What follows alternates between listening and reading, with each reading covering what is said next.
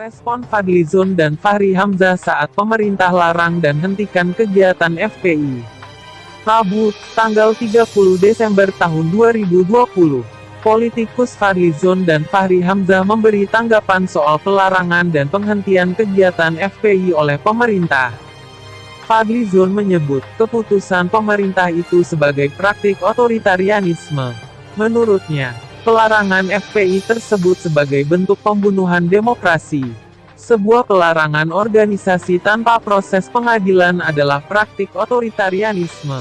Ini pembunuhan terhadap demokrasi dan telah menyelewengkan konstitusi, tulis Fadlizon di akun Twitter @fadlizon, Rabu tanggal 30 Desember tahun 2020. Sementara itu, Fahri Hamzah menyebut keputusan itu dibuat oleh orang-orang pintar. Namun, ia menyayangkan kalimat yang diucapkan Menko Polhukam, Mahfud MD, saat mengumumkan keputusan itu.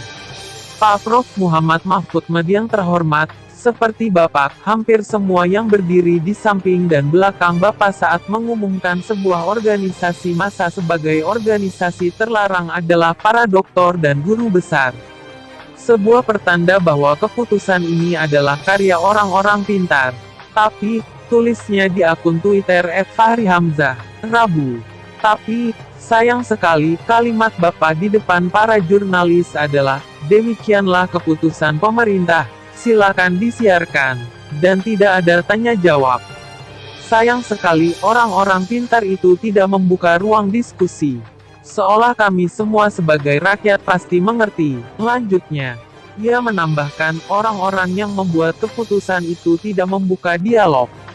Sayang sekali, gestur orang-orang pintar tidak gemar membuka dialog. Sayang sekali karena kekuasaan dianggap lebih penting dari ilmu pengetahuan. Percayalah Pak Prof, ilmulah yang punya masa depan. Kekuasaan tidak pernah bisa bertahan. Seharusnya dialog adalah jalan kita, terang Fahri Hamzah.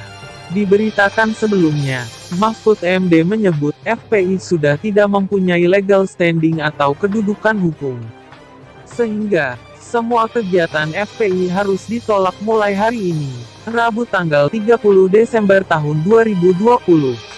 Pemerintah melarang aktivitas FPI, dan akan menghentikan setiap kegiatan FPI, ujarnya, dikutip dari YouTube Kompas TV. FPI tidak lagi mempunyai legal standing, baik sebagai ormas maupun sebagai organisasi biasa. Kalau ada sebuah organisasi menamakan FPI, itu tidak ada dan harus ditolak.